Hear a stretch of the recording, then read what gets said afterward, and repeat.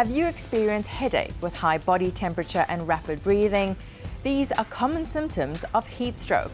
On this week's What's Up Doc, we found out ways on how you can avoid this. Hello, doctor. I'd like just to ask a simple question about the heat stroke. What's the causes for that and what's the treatment?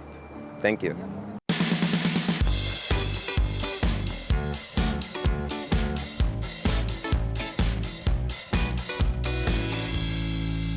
Stroke means a brain attack, where a vessel in the brain is blocked, and usually it is blocked by a clot, blood clot, or a thrombus, a collection of blood constituents that block the vessel, and accordingly this part of the brain will be deprived from nutrients, from blood, from oxygen, and there will be a damage. People doesn't know the word heat stroke. They know that there is a sun stroke, that the sun affected you. And here we have to be careful, because if it is not only direct exposure to the sun which causes heat stroke, rather working in a hot atmosphere, even in the shadow, can lead to heat stroke. And the heat stroke is the extreme stage. So it starts first by just feeling hot and uneasy. So if you are in a hot weather, working, running, or even just spending time in walking the market where the weather is hot, you will start to feel what?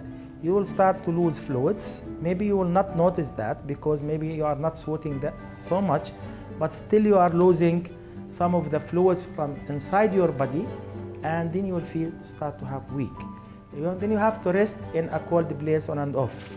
Now, if it happens that you work more than enough in a hot weather, you will have something called heat exhaustion.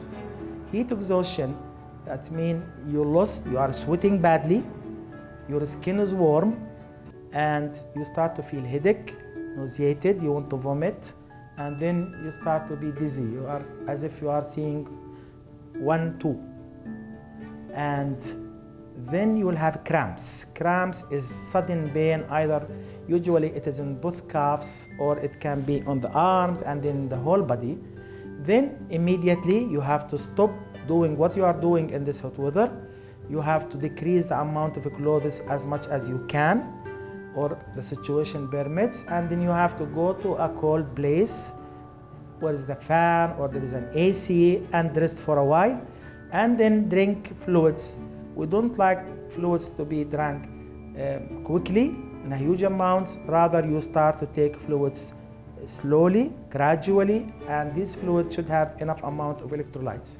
Some people actually like to drink these power drinks, but usually it's ineffective. Just simple drinks, or for example, yogurt will be enough, can give you yogurt with water. Some people have the habit of adding salt to the water. If you add a little amount, but usually in heat exhaustion, fluids is more than enough, simple water. The cola or its derivative usually is not recommended because it fills the stomach with the gases suddenly, and the stomach already exhausted from the heat exhaustion. Even clothing is very important. There are clothes which allow air circulation, so you don't wear tight clothing, or clothes made of polyester.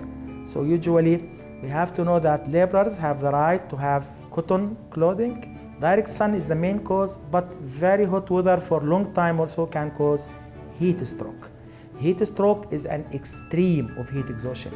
Now, the only problem that the skin is very dry, and the victim is not sweating, because the very hot weather actually is so hot that the sweat will evaporate.